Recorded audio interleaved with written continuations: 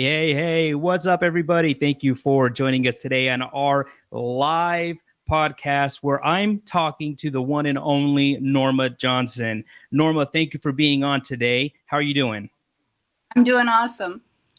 I'm Awesome. doing. So, Norma comes to us from the retail side of pharmacy. So, she actually has 20 years of experience in something that many of us at a depth of knowledge with pharmacy that none of us probably have.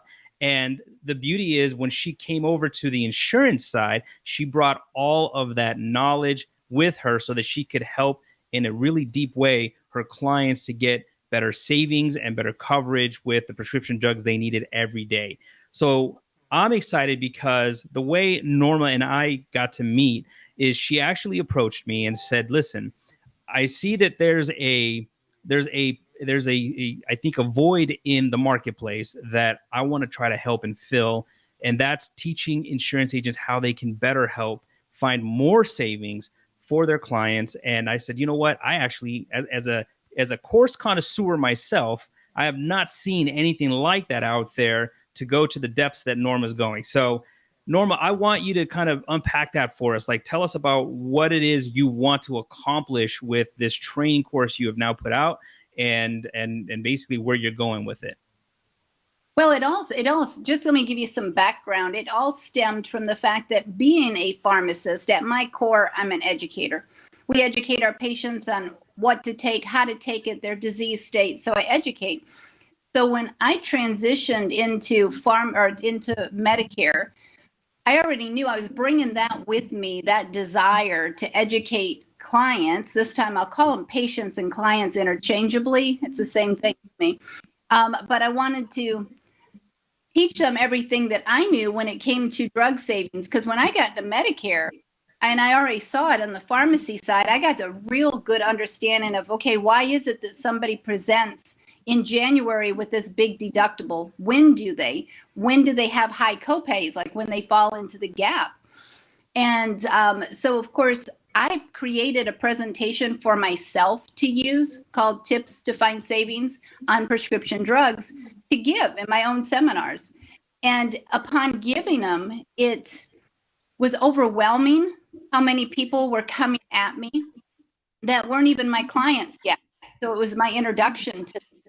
And, I knew then, and I kind of already knew, but it kind of cemented the fact that the need was out there. So I'm only one person. So when I approached you, it was driving me crazy that I need to get this out. I need to help more seniors, but I'm one person. And even if I look at my downline that are all pharmacists, we're only 8 people altogether, 8 or 9. I lose track of those. I lose track of them. So I kind of decided then, it's like, I'm going to have to release this. It's more than just me. It's bigger than me. And I thought, what do agents have in this? Well, you want to put seats in the chair, or you want to put butts in the chair. You're trying as an agent to get people to come to your seminars so that you can fill your pipeline. Oh man, there is no better way to do that. Look at the title. I mean, I've literally had 85 people show up.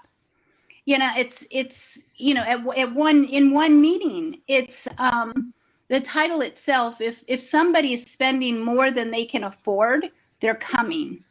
And when I did that big seminar, I specifically said, I'm not feeding anybody. I didn't even bring drinks. I didn't bring donuts. I didn't bring anything.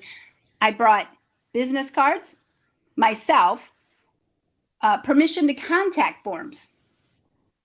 That's what in my calendar. So those are the things that I literally brought. And, because I said, I'm bringing enough value. If somebody doesn't want to save on drugs, stay home. Yeah. Now, I want the people who are interested in learning what I wanted to share. And then I contacted you to say, okay, Eric, can you build this? Because I'm not techie. I need somebody to build it. And of course, then you said, sure, I can build this. And you took off on it. And then in my having conversations with agency leaders and industry leaders, I realized it's like I can't just give a presentation without videos to show them how to do it. So then it's like, all right, I'm going to get out of my comfort zone. I hate doing this. Um, so I made videos. And then it dawned on me, it's like, there's so much more the agent needs to know. There's a lot more the agent needs to know. So then I threw the other curveball at you. And I said, oh, by the way, Eric, can you put a university in there? I thought you were going to kill me. No, but it's you graciously killed yourself, and I know we were working some long days, and I have had you working on weekends, and I dearly appreciate your involvement, because without you, this thing wouldn't have been created. yeah. Thank you so much for that. And it works like a charm, because people are getting the presentation, people are joining the university. If you join the university, you get the private Facebook group. People are in it. People are talking. So, that's good, because, and I've talked, I released this, I think, Thursday night. Come Friday, I've been doing Zooms every day since. So it's like, I knew I could talk, but God almighty. That's my world right there. That's my world. But here's what piqued my interest. What piqued my interest too when you came to me is that for the longest time, the traditional way that people did Medicare seminars is going to mainly focus on the turning 65 market, and it's going to be an educational seminar on basics of how Medicare works. And what I loved about your approach is that you said, I'm filling the room all the time with my prescription drug seminar. And that doesn't have to target people who are just aging in.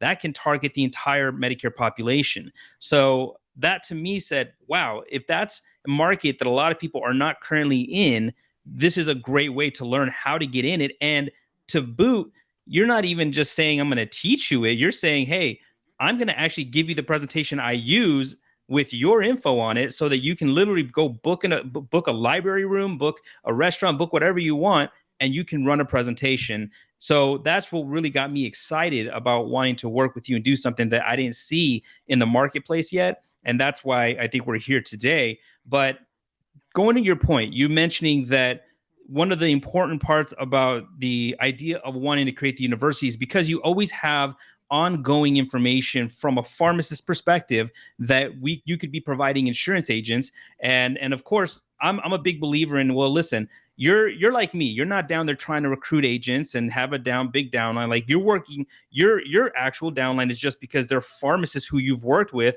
So it's very, very, very niche what you're doing. It's not like what the other FMOs and agency recruiters are doing. So I think we connected on that level as well. And I think that if you want to we're trying to provide this service a different way, where we're like, listen, we can give you a lot of great information at a very low cost, and you get access to that in ongoing training. But one of the things that, and I want to kind of unpack just a little bit about the benefit of working with someone like Norma is, she's been reading up on the new laws that they're trying to pass with the $2,000 max out of pocket, and how that could affect prescription drug plans in the future. And although a lot of people might be excited about that idea, oh my gosh, a 2,000 max MOOP, like that's going to be the best ever for the client. I want you to actually unpack your understanding of it from, again, a pharmacist point of view and somebody who's been in our industry. Well, I mean, and there's a lot. And as soon as they said it, yeah, my first instinct was, oh, that's fantastic. And then, of course, the other side of my brain kicks in. And I know, off of experience, many years of experience and understanding the system, it is not that easy. So, I mean, you kind of have to take a step back. And in these Zoom meetings, I've been trying to explain a little bit about the whole system. So you have the manufacturer, you have a wholesaler. In our country, there is 3 wholesalers that move 90% of all drugs in this country: AmerisourceBergen, McKesson, and Cardinal Health. So it goes manufacturer, wholesaler, pharmacy. That's the drug path. The money path is over here. The money path goes from manufacturer to PBM, pharmacy benefit managers, the Caremarks, the Express Scripts, the Optum RXs, those things, those people, to the pharmacy. And so you you have to look at who's making the money Yeah. and who is online. And I'm going to explain this in detail in many different videos because it's a lot to take in. People are going to be pissed off royally when they understand the dynamics, and you're going to see where the problem is. The problem is this PBM over here. The PBMs are bringing in money hand over fist, and they don't care if it comes from the manufacturer, the pharmacy, or the client. They're going to bring in their money. So when you say $2,000 cap, I'm thinking, who's paying? Because I guarantee you're not going to squeeze their margin. Somebody is paying. They're either going to get more money out of the manufacturer. They're already destroying independence. And you look at where retail is, and that could go on forever on that. But the reason you have the CVS's, the Walgreens, the Krogers, and everybody else running crazy is because they keep cutting staff because their reimbursement keeps getting cut. Who's taking it? The PBM. That's a whole different ball of worms right there. So the PBM is absolutely not going to be cutting their profit margins. Somebody's doing it. So this morning, I get I keep up with everything coming in. I get the pharmacy side, I get the industry side, I get the insurance side, and I try to consume it all. And I had briefly read this article. It'll take me several times of reading it before I get it all divulged. But they even touched on the fact that because of that cap, standalone drug plans are going to be hit hard. They very well may not be viable in the future. Therefore, people are going to have to transition because they have to have a drug plan from Med Sup and drug plan to Advantage plan. So if agents think, oh, I just do Med Sups, I don't do drug plans. Well, you better start because you're going to have to, you know? So, I mean, it's a lot. But if you're going to be great at your job, and that's the thing, in order to help the agent, I have so many agents that are scared to death to do drug plans. They have to do it, but they're scared. They don't really understand. Well, I'm going to give them that understanding. They're going to understand. They're going to know how. They're going to know what I see. I pull up in the university. I pull up Medicare Center. We look at the different plans. I pinpoint what I see and what would make me pick one plan over the other. You know, so there's going to be a lot of value, you know, in this thing, and it just keeps getting bigger every day. Yeah, one of the things that stood out to me too is that, especially for the seasoned agents who feel, I've been in this game a while, I've helped a lot of people with their prescription drug plans. I'm not sure that I'm going to really even learn anything from whatever Norma's putting out. Then I see other agents who are seasoned who said, I was wrong.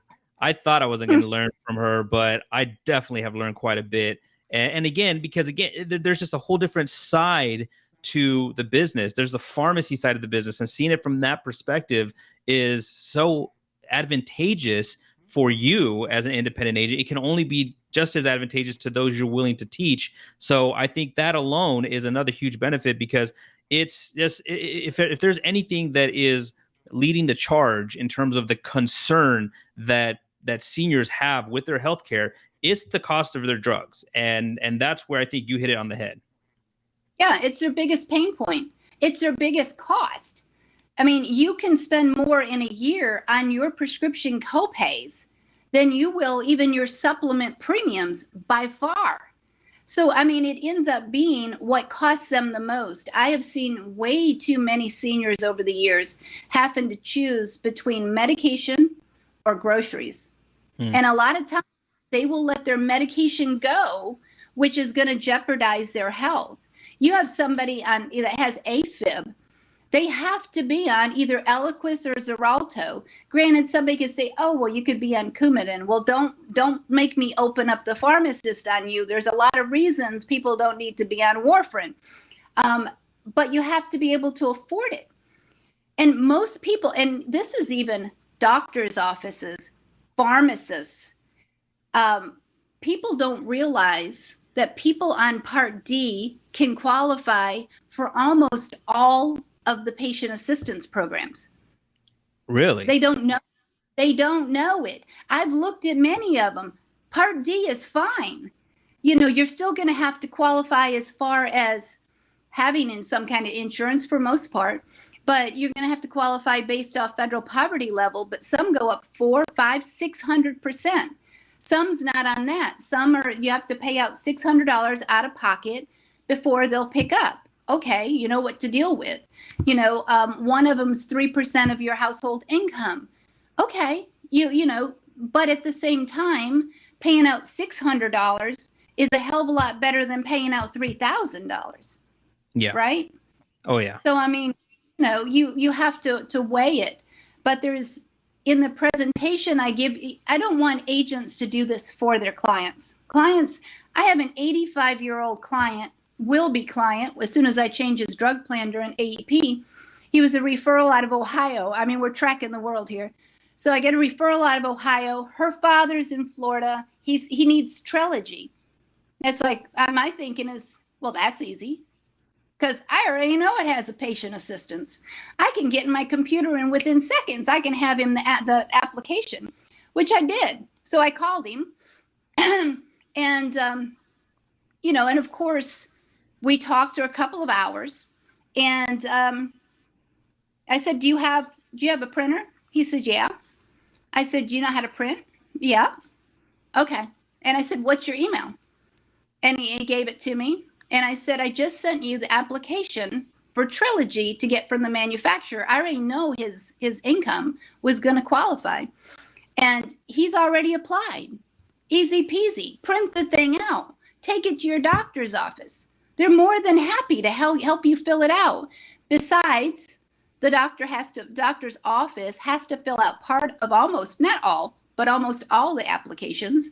And then they turn around and they'll fax it in for you because they need to send a script too. Mm-hmm. So, with patient assistance, they don't bill your plan, right? So it can literally keep you from falling into the donut hole. If you get a grant, that's a different topic. They'll still use your insurance, but you can use the grant that you qualify for to pay for deductibles, copay, and coinsurance.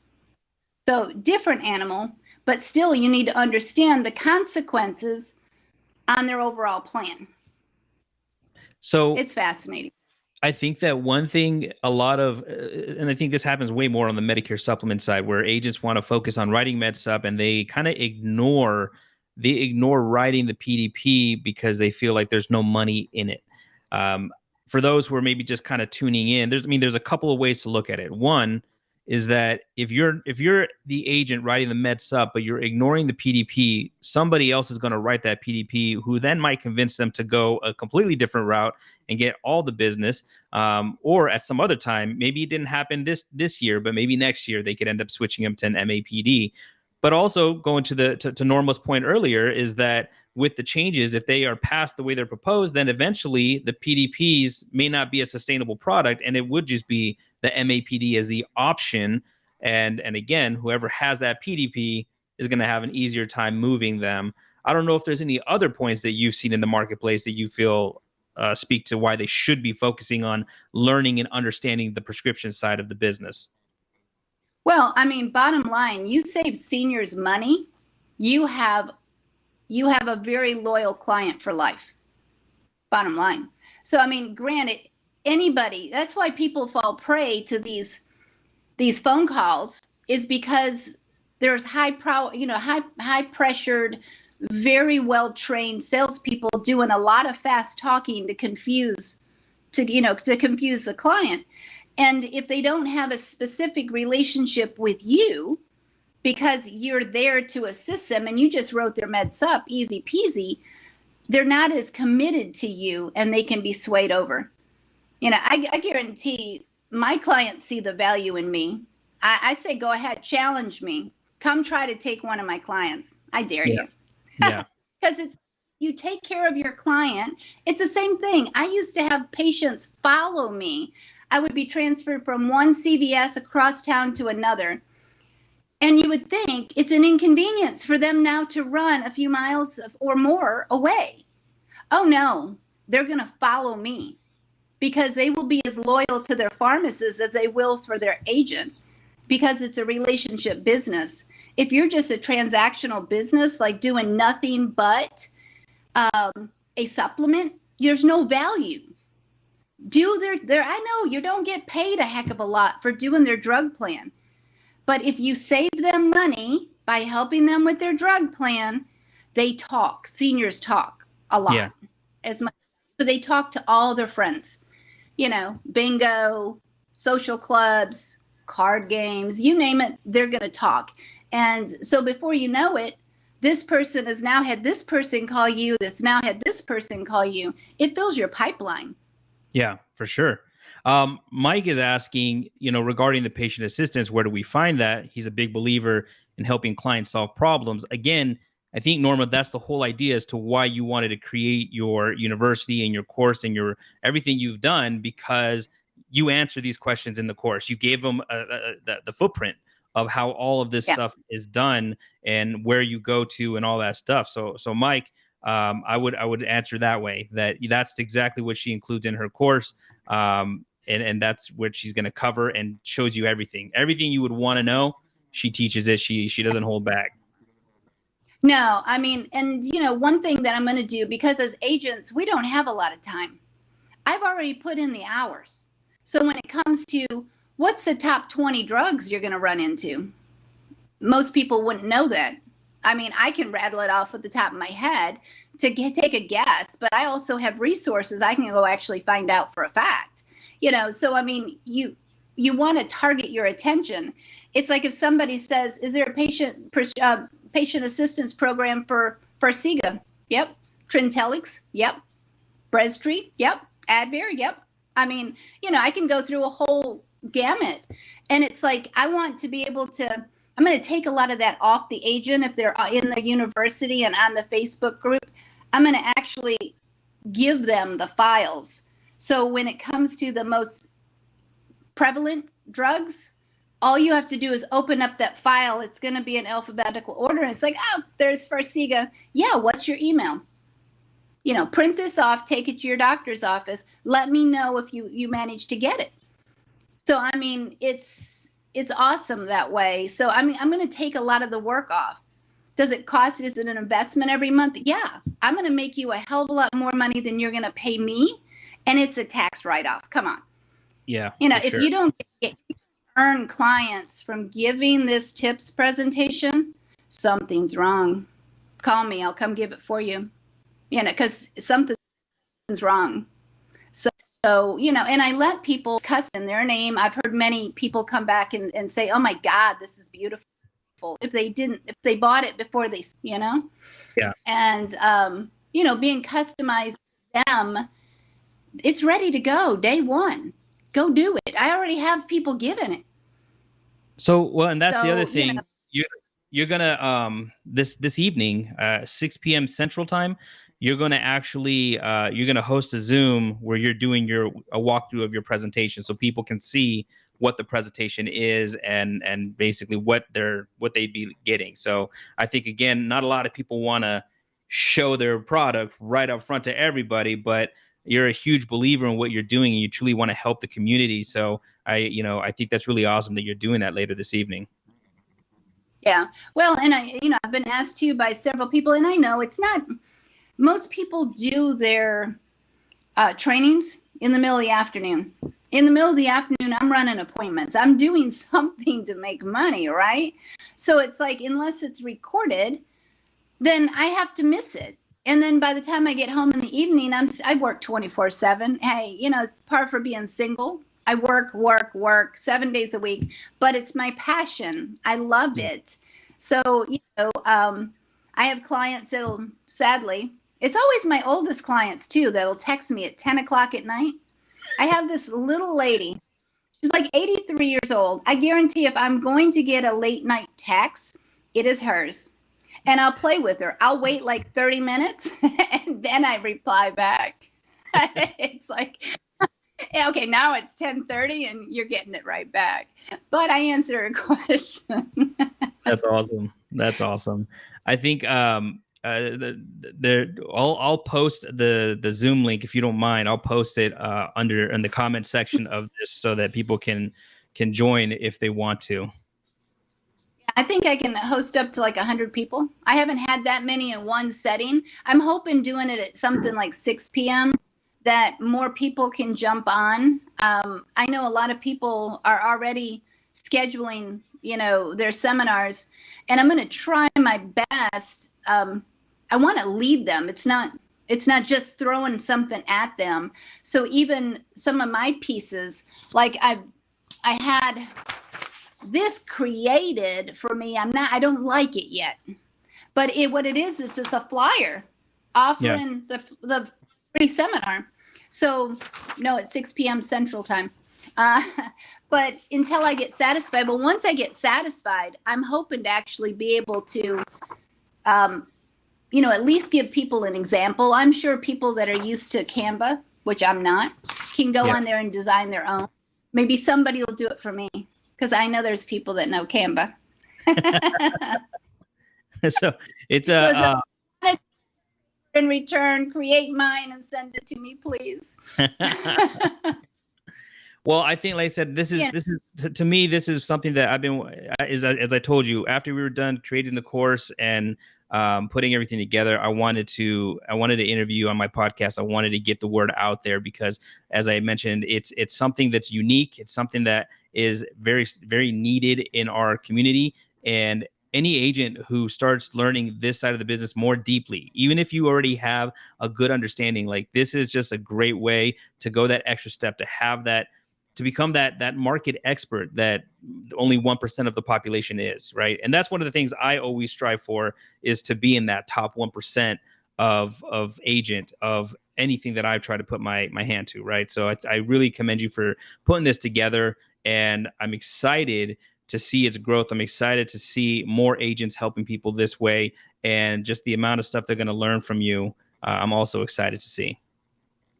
Well, it can definitely transform our industry, and I think we're going to need it, because right now the economy is so bad, it's getting worse, and it's where you can be the most impactful. But it means that you're up and running too, that in 2 years, when all hell breaks loose because drug plans are failing, and people are going to be moving more onto Medicare Advantage plans, you're going to be ready. My pipeline is, I have people every single month filled up with my pipeline that I will be running appointments for every month for the rest of this year. So, the presentations get your name out, so it's like, and again, that people talk. I've had phone calls from family members in other parts of the country because I gave a presentation here. Yeah. But then the family called their family member, and said, hey, this person can help you save. They call me. It's like, what's your email?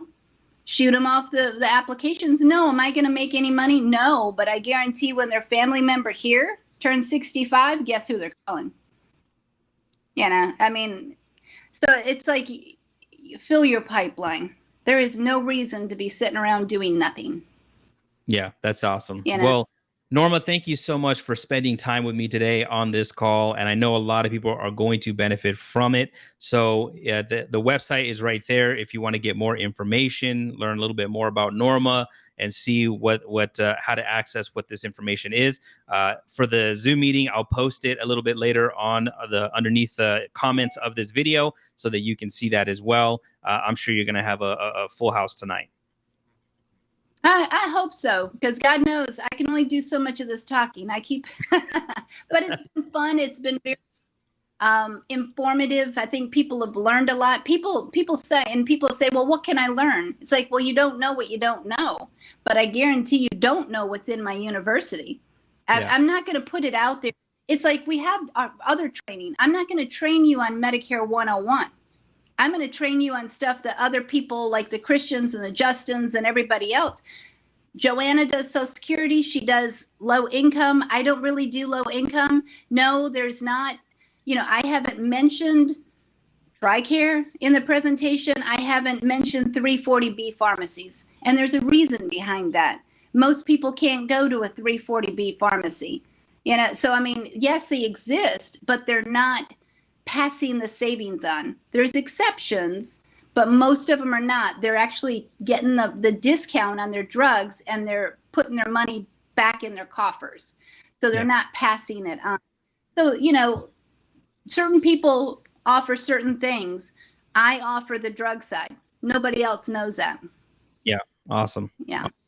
Okay, Norma. Well, But yeah, absolutely. And again, thank you for your knowledge. Thank you for what you've done. And everybody else, we'll see you on the next podcast. Take care.